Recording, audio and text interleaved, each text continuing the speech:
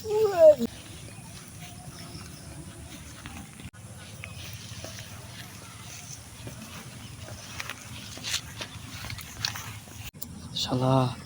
এখন আমার কাছে টাকা পয়সা নাই, এখন চিন্তা করে ধরলো কি করি। তোর কাছে কি আছে সব বের কর। আমার কাছে কিছু নাই তো, আমি গরিব মানুষ ভাই। কিছু চিন্তা করে পাইনি, তোর কাছে যা আছে তাই দে তুই। আমার কাছে কিছু নাই। ইনকা করে হবি না। এই দেখি তোর ব্যাগ দে তো।